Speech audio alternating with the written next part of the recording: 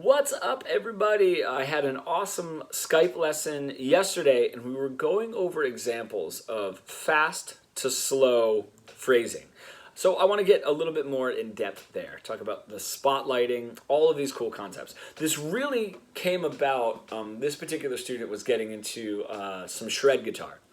And there is a saying, I remember hearing it a bunch when I was getting really into the guitar playing, was that it is harder to play slowly than it is to play fast. Now, obviously, you can argue the other way. I do plenty of stuff to show people how to play fast. I do play fast, not in a boasting way. I'm sure there are many of you watching this that can shred circles around me. I am sure of that. So I'm just saying that I am not opposed to shred style or playing fast. So really what that saying is based off of is you have to be a little bit more conscious of your note choice and your melody choice and your rhythmic choice when you're playing slowly to fit over either the changes or whatever it is that you are trying to deliver. So I'm not going to go that fast in this example, but I'm in A Dorian here. If I put this on,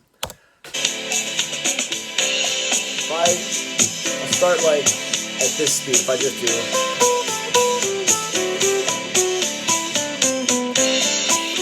nothing too fast, right? Nothing too fast there. Now if I double it, let me double it real quick. So,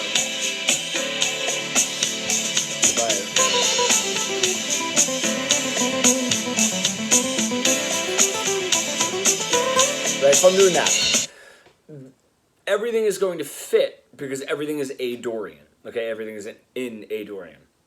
So everything's going to fit.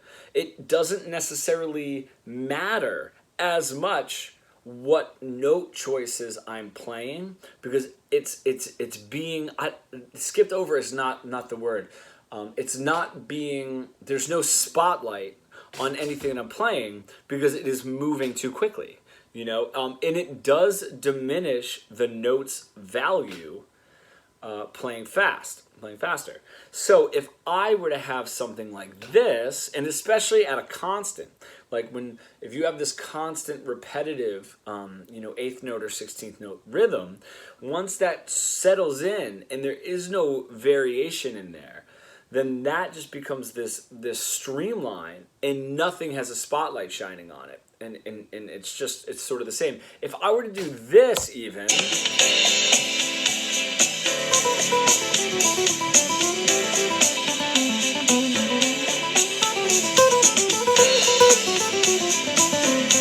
a couple of chromatics in there, right? I'm moving fast enough where you could catch the chromatics, but they're not popping out as much. So that almost means that as I'm moving quicker, as I'm playing faster, you can really tell the note's value is starting to diminish, especially at that constant speed, because I'm also able to add a chromatic which is not even in the key, and it doesn't pop out as much. Where if I were to do,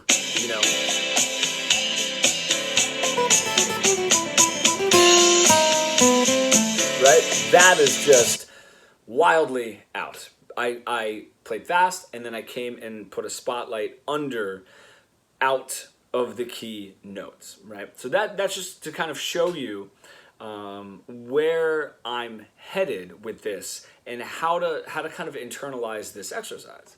Okay, so now if I were to play this,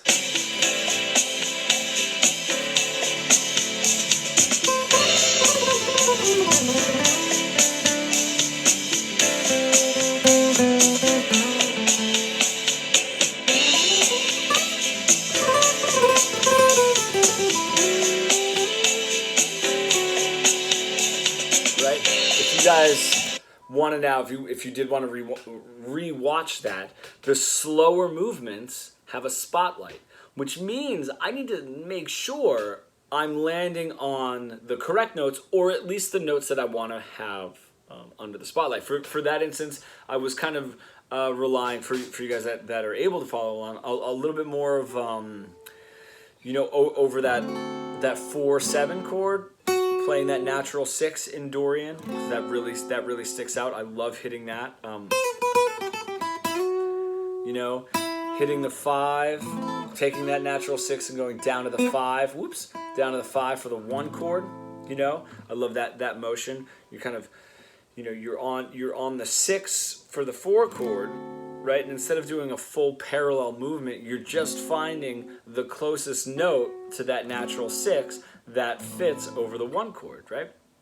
So that was just, I wanted to give you like a little bit of an example of what I was doing. But you can tell, fast moving into that slower stuff is going to spotlight. Now, this, if you're kind of sitting, if you're sitting at that constant and you're flowing down into something a little bit slower, it's not going to have the same impact, right? If I were to do,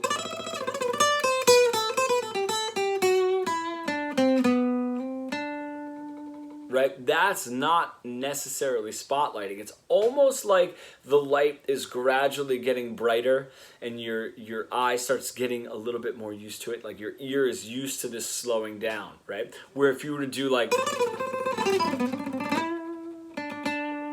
that, is really going to stick out. So what I want you guys to try is 1 measure of fast, 1 measure of slow, or 2 measures of fast and 2 measures of slow, and really cut it, really make it that drastic. Whatever, I was just doing Dorian, honestly, like I don't even play in Dorian as much as I should. It was just the first thing when I typed in A minor backing track, Dorian was one of the first ones that came up.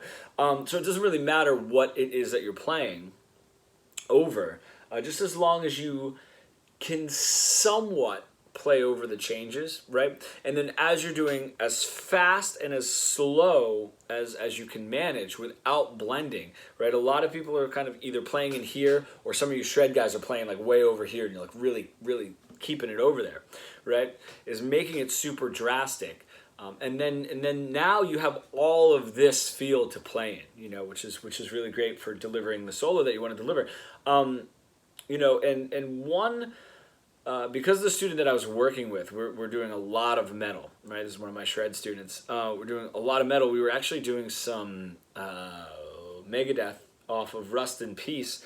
And the concepts that we're going over now to develop that melodic vocabulary, right? Going slowly, you know, doing arpeggios to really figure out where the notes are for each chord.